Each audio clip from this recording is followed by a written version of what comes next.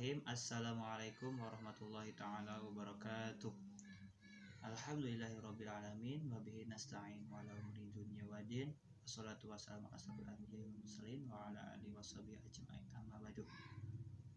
Baik, izin memperkenalkan diri. Nama saya Muhalas Nufrijal atau biasa dipanggil Ari. Saya dari Sekolah Tinggi Agama Islam Dr. KHZ Putaki Purwakarta, Prodi Ekonomi Syariah. Di sini saya akan menjawab beberapa pertanyaan tentang ekonomi mikro Islam.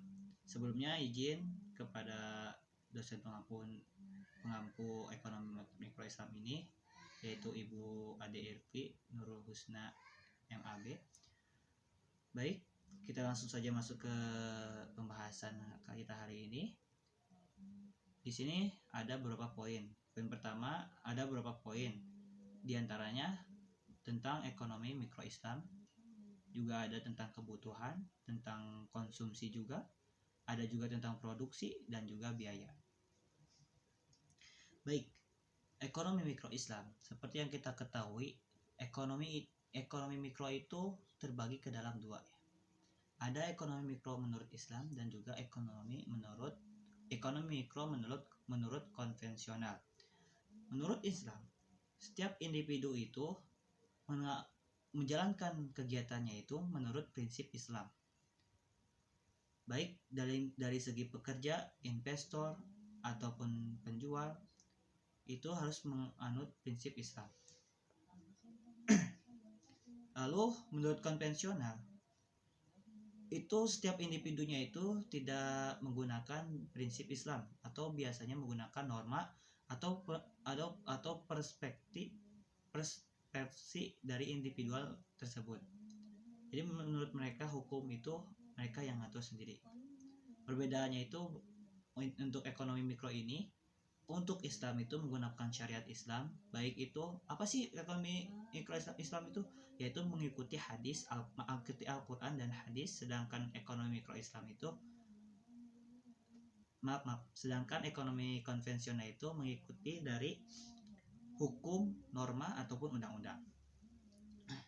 Lalu ada kebutuhan. Poin selanjutnya adalah kebutuhan. Di sini ada yang disebut kebutuhan dan keinginan. Kebutuhan itu adalah suatu hal yang harus dipenuhi. Biasanya digunakan dalam sehari-hari untuk kebutuhan itu. Sedangkan keinginan itu berdasarkan dari perasaan, emosional, ataupun dari motivasi melihat orang lain, kita jadi terikat mengikuti gitu. Berbeda, kebutuhan itu adalah suatu hal yang harus dipenuhi. Seperti apa? Makan, termasuk kebutuhan.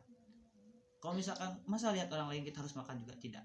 Jadi kebutuhan itu suatu hal yang dipenuhi, harus dibeli juga, ya biasanya dibutuhkan dalam kegiatan sehari-hari. Sedangkan keinginan itu tidak prioritas, biasanya melihat orang lain ataupun tidak terduga-duga gitu.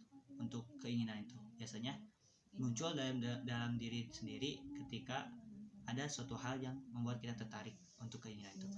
Lalu kedudukan kebutuhan itu dalam Islam itu ada yang disebut primer, yaitu prioritas, dan sekunder. Untuk prioritas itu, kebutuhan itu biasanya kenapa kita membutuhkan suatu barang itu, yaitu untuk kebutuhan beragama, untuk beribadah, untuk hal apapun itu. Juga ada kebutuhan hidup, lalu ada kebutuhan untuk keturunan juga. Kita mempunyai keturunan, masa tidak dikasih makan untuk dikasih kebutuhannya.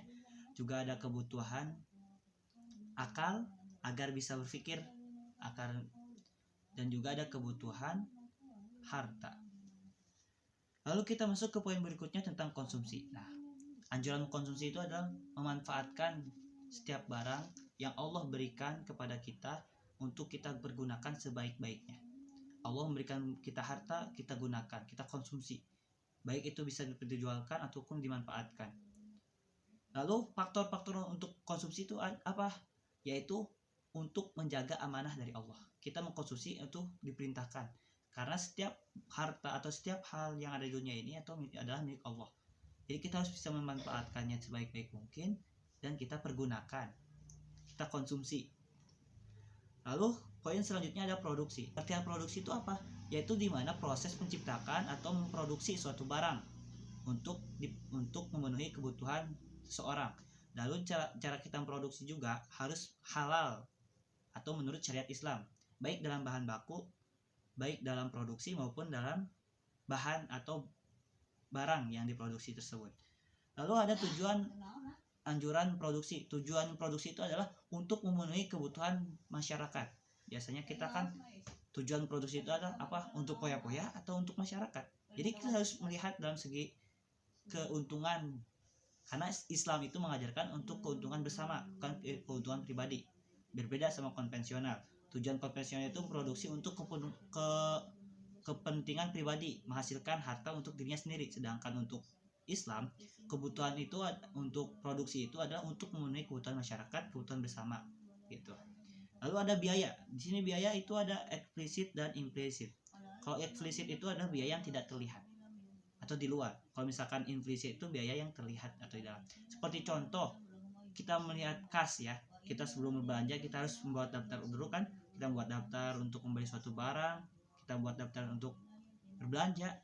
Kita akan totalkan dulu baru kita berpikir belanja. Nah, itu hasilnya ada kan, total biaya itu berapa. Nah, itu disebut dengan biaya implisit. Sedangkan eksplisit itu ada biaya peluang, dimana kalau misalkan kita ada suatu kasus dimana ada yang mau berkuliah, ada yang mau bekerja. Jika dia berkuliah akan membayar 10 juta. Sedangkan kalau misalkan dia bekerja, dia akan digaji sekitar 13 juta. Nah, yang dimaksud peluang ini adalah jadi si biaya kuliah itu ditambah dengan biaya bekerja dia, menghasilkan total yang disebut biaya peluang tersebut. Tapi dalam artian lain adalah biaya peluang ini adalah dimana kalau misalkan dia bekerja, dia belum tentu dia mendapat ilmu kuliahan. Kalau misalkan dia berkuliah, dia pasti akan bisa bekerja. Nah, di situ yang disebut biaya peluang itu. Lalu di sini ada biaya tetap. Apa itu biaya tetap? Biaya tetap adalah biaya yang biasanya ditetapkan, tidak berubah-ubah, kecuali biaya tersebut adalah suatu hal yang dirubah oleh manajemen. Seperti apa? Seperti gaji. Contohnya gaji ya. Kita digaji, kalau misalkan seorang pekerja itu digaji per bulannya pasti sama. Kecuali kalau misalkan ada kenaikan haji atau pemotongan gaji, itu tergantung oleh manajemen. Lalu ada biaya variabel. Biaya variabel itu biasanya biaya produksi barang ataupun biaya penjualan barang. Biasanya berubah-ubah, tidak sama untuk biaya tersebut. Makanya definisi biaya itu adalah suatu hal yang dikorbankan. Jadi tidak tetap. Biasanya kalau misalkan lagi naik, harganya akan tinggi. Kalau misalkan lagi turun, harganya akan menurun gitu untuk biaya variabel itu. Jadi secara keseluruhan adalah ekonomi mikro Islam ini adalah menerapkan bagaimana kita berjualan dalam skala kecil. Skala kecil bukan skala besar, berbeda, itu makro namanya. Ekonomi mikro itu berjualan secara kecil dan mengikuti syariat Islam. Lalu kebutuhan. Nah, kebutuhan dalam Islam itu apa sih? Yaitu untuk beribadah. Kita membutuhkan suatu barang ataupun harta itu untuk beribadah. Intinya itu Islam itu memanfaatkan harta yang ada di dunia ini yang Allah titipkan kepada kita untuk dipergunakan sebaik-baiknya. Seperti apa? Kita diberi pakaian, itu harta kita, kebutuhan kita untuk beribadah kepada Allah. Lalu ada konsumsi. Ingat, kita mengkonsumsi harus yang halal, jangan yang haram. Makanya ada yang mengatakan bahwasanya kalau misalkan kita berbelanja, kita harus ke tempat yang terlihat halalnya. Jangan sampai ke tempat yang tidak terlihat halalnya. Seperti apa? Penjualnya, tempatnya. Kalau misalkan ada mudorotnya, seperti tidak ada sama sekali, boleh itu ke tempatnya. Lalu ada produksi. Produksi apa sih? Produksi adalah menciptakan suatu barang. Yaitu kita, bila mana kita mempunyai seorang teman, tetangga atau kerabat yang sangat membutuhkan suatu barang, kita harus bisa berpikir jernih. Kita harus mencari peluang bagaimana caranya memenuhi kebutuhan mereka, membantu mereka. Kita pasti akan produksi suatu barang ataupun suatu jasa untuk mereka. Lalu ada biaya. Biaya itu apa sih? Suatu hal yang dikorbankan. Ada biaya tetap, seperti tadi kan, biaya tetap itu apa? Gaji. Biaya itu suatu hal yang dikorbankan. Makanya dalam Islam itu biaya itu adalah suatu hal yang dikorbankan. Seperti apa? Waktu yang kita korbankan. Harta harus kita korbankan. Demi apa? Demi beribadah. Jadi secara keseluruhan, apa yang kita kerjakan itu dalam ekonomi Islam ini tidak terlepas dari yang namanya syariat Islam, tidak terlepas dari beribadah kepada Allah. Baik itu dalam kebutuhan, mengkonsumsi, produksi ataupun membiayai, kita tidak boleh terlepas dari yang namanya syariat Islam dan dan beribadah kepada Allah. Mungkin itu saja yang bisa saya sampaikan, kurang lebihnya saya mohon maaf. Mudah-mudahan apa yang saya sampaikan bisa bermanfaat.